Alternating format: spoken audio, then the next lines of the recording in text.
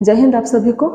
इससे पहले क्लास में हम लोग क्वेश्चंस किए हैं एक्सरसाइज 5.2 का। आज हम लोग देखने वाले हैं 5.3 का। ठीक, बहुत छोटा एक्सरसाइज है, बहुत जल्दी हो जाएगा। तो शुरू करते हैं आज का क्लास। ठीक, मैच द फॉलोइंग में यहाँ पे right angle, straight angle, acute, obtuse, reflex सब टाइप के एंगल मेजर हो चुके हैं। अगर हम लोग इंट्रोडक्शन क्लास को देख चुके हैं तो हमारे लिए इजी हो जाएगा इस मैचअप को करना। तो देखते हैं स्ट्रेट एंगल क्या है। स्ट्रेट एंगल वो एंगल है जो 180 को फॉर्म करता है, मतलब एक स्ट्रेट लाइन होगा। तो यहाँ पे हम लोग को देखना है कौन सा है जो 180 होगा। 180 का मतलब क्या है, half of the revolution. Half of revolution का मतलब क्या है, 1/2। 1/2 कब होता है, 180 में। तो चाहो तो आप लोग स्ट्रेट लाइन खींच सकते हो या फिर उसमें नंबरिंग भी कर सकते हो। हालांकि एग्जाम हॉल में ज्यादा बेटर होगा, आप लोग पहले इस साइड को लिख लो और इसके सामने जो सही है उसको वहां पे लिखो। क्लियर, यहाँ पे दिखाना मुश्किल हो जाएगा इसलिए जो मैं लिख ली हूँ। सेकंड है राइट एंगल। राइट एंगल कौन है, जो 90 डिग्री है। तो यहाँ पे कौन है जो 90 डिग्री है, 1/4 ऑफ रेवोल्यूशन। ठीक, 1/4 रेवोल्यूशन किसको बोला जाता है, 90 डिग्री को। बिल्कुल हम लोग को पता है। अक्यूट एंगल क्या होगा, जो 90 डिग्री से कम हो, मतलब लेस देन 90 हो। तो आप यहाँ पे ढूंढिए कहाँ पे लेस देन 90 बोला जा रहा है या फिर ऐसा कुछ हो। यहाँ पे less than 1/4 of a revolution. ठीक, तो अक्यूट एंगल का क्या हो जाएगा, ए नंबर। फोर्थ है और ऑब्टूस एंगल। ऑब्टूस एंगल क्या है, जो 90 से ज्यादा हो बट 180 से कम हो। तो 90 से ज्यादा 180 से अभी ऑप्शन हम लोग में से 3 है, लेकिन यहाँ पे 2 का आंसर अपने करना, इसका मतलब कोई एक छूटेगा। तो देखते हैं क्या है, बिटवीन 1/4/1/2, मतलब 90 और 180 के बीच का जो है वो क्या हो जाएगा, ऑब्टूस एंगल। क्लियर हुआ।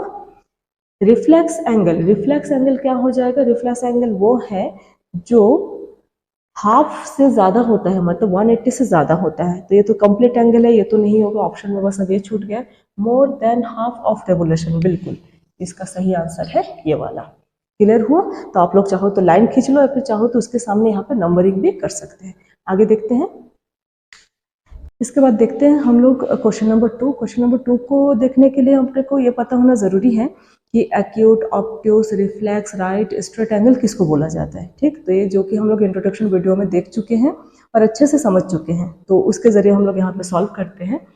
यहाँ पे दिया है classify each of the following angle as right, straight, acute, obtuse और रिफ्लेक्स। तो यहाँ पे जो डायग्राम बना हुआ है और जहाँ जहाँ पे एंगल मेजर है उसको देख के हम लोग को बताना है कि वो एक्चुअल में कौन से एंगल में आता है। ठीक है, तो यहाँ पे मैं आंसर में right angle, straight angle, obtuse, acute and reflex angle लिख ली हूँ। बस यहाँ पे हम लोग इसके नंबरिंग को मेजर करते हैं। ठीक है, तो ये वाला कौन सा एंगल दिख रहा है आप लोग को, गर्दन को टेढ़ा मेढ़ा सब तरफ करके देखना रहे, क्योंकि आपके सामने जो एंगल रहेगा ऐसा नहीं कि एकदम स्ट्रेट सीधा एकदम परोसा हुआ रहे, बिल्कुल नहीं।